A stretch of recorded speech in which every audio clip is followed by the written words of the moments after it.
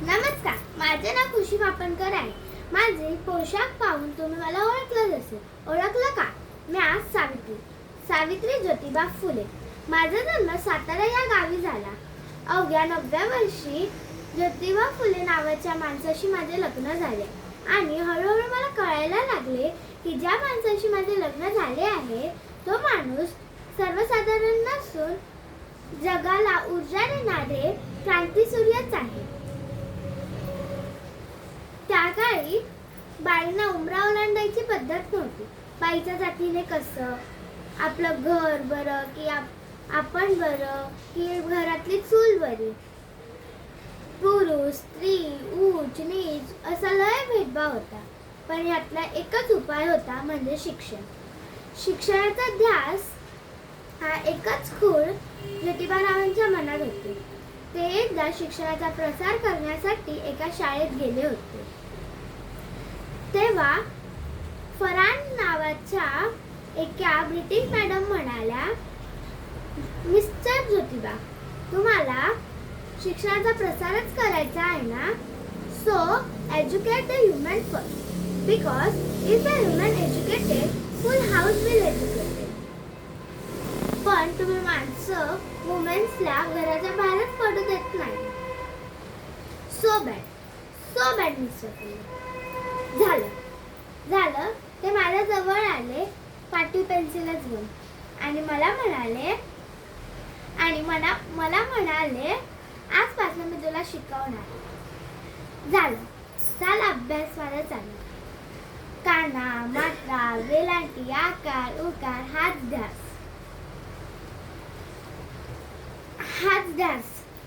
आणि अशातच आम्ही पहिली शाळा सुरू केली आणि मी पहिली शिक्षिका आणि मुख्याध्यापिका सुद्धा झाली. शेळपाट्यासारखं जगलात तर काम तमाम होईल, पण जर वाघासारखं जगलात तर नाम होईल. पण समाजाचं मात्र धर्म बुडाला म्हणून कोल्हाकुळी करत होते.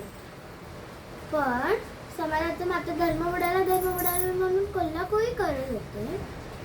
एका सर्वसाधारण माणसाने शिकलं तर त्याचा कुठला धर्म बुडाला? एवढा टकलाकू असू शकतो तो धर्म? धर्म माणसासाठी असतो काय माणूस धर्मासाठी? ना मला माझ्या चिखल फेकला, शेण फेकले तरी मी सहन केलं. आता माझ्या सहनशीलतेचा अंत झाला होता.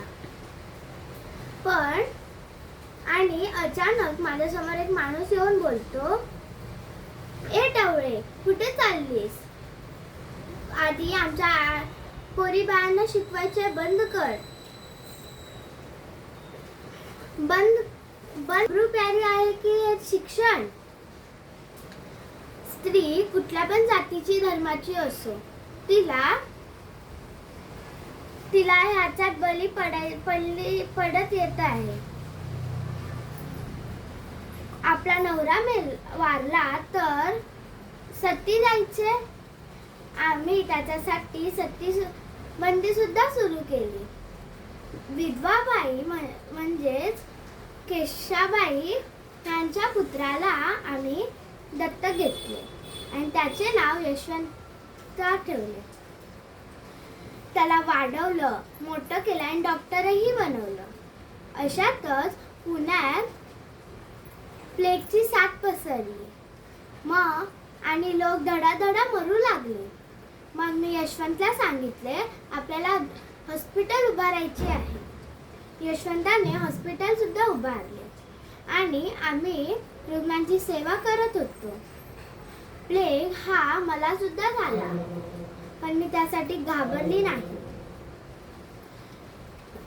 मला मरणात तुझं स्वागत आहे.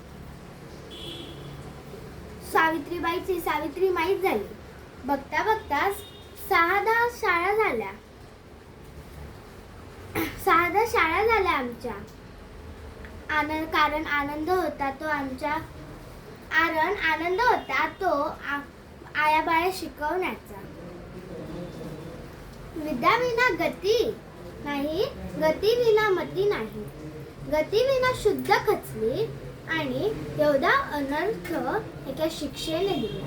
म्हणून मुलींना वाचवा, मुलींना शिकवा आणि या देशाची साक्षरता वाढवा. कारण एक मुलगा शिकला ना तर तो एकटा शहाणा बनतो, पण एक मुलगी शिकली ना ती पूर्ण घराण्याला शहाणी करते. म्हणून मुलींना शिकवा आणि या देशाची साक्षरता वाढवा. धन्यवाद.